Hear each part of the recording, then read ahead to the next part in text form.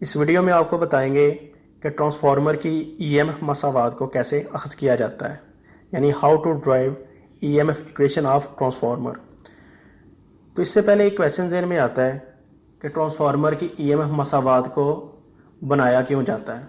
इसके अलावा जनरेटर की मसावात भी बनाई जाती है, जबकि मोटर या अप्लाइंसेस वगैरह की ईएमएफ इक्वेशन को अख़ज़ नहीं किया जा सकता।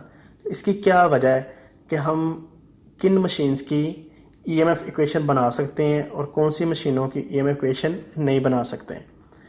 तो इसका सिंपल सा आंसर ये है कि ऐसी मशीन्स जिनमें ईएमएफ इंड्यूस होती है उनकी ईएमएफ इक्वेशन को अख़ज़ किया जा सकता है।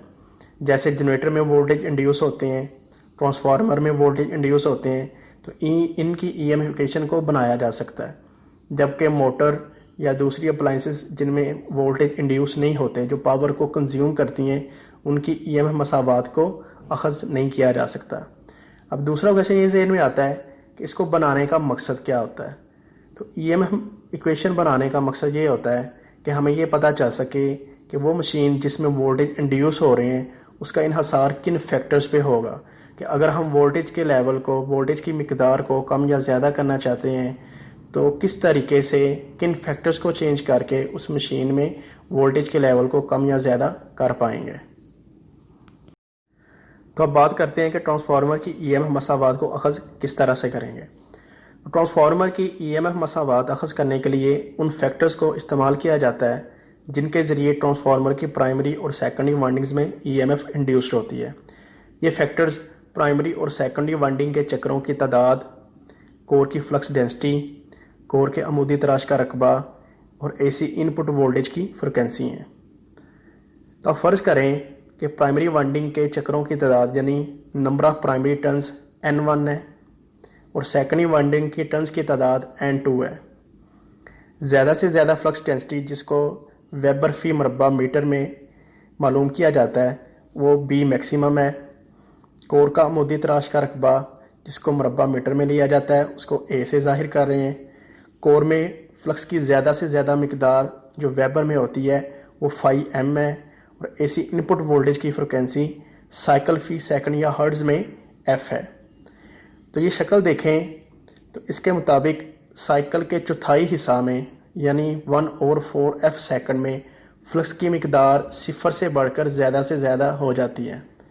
वक्त के लिहाज से फ्लक्स में होने वाली तब्दीली की वजह से ईएमएफ पैदा होती है, यानी फैराडे के इलेक्ट्रोमैग्नेटिक इंडक्शन के असूल के मुताबिक ट्रांसफार्मर में जो वोल्टेज इंड्यूस होते हैं उसकी जो बेसिक इक्वेशन है वो E = d∅/dt है, यानी change in flux with respect to time. अब देखना ये है कि फ़्लक्स की हम कौन सी मिकदार लेते हैं। तो फ्लक्स की ज़्यादा से ज़्यादा मिकदार को लिया जाता है और ये देखते हैं कि फ़्लक्स की ज़्यादा से ज़्यादा मिकदार कितने टाइम में होती है।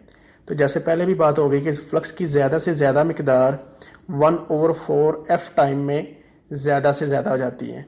तो इसके लिए जो टाइम रिक्वायर्ड है उसको हम इक्वेशन में शामिल करेंगे।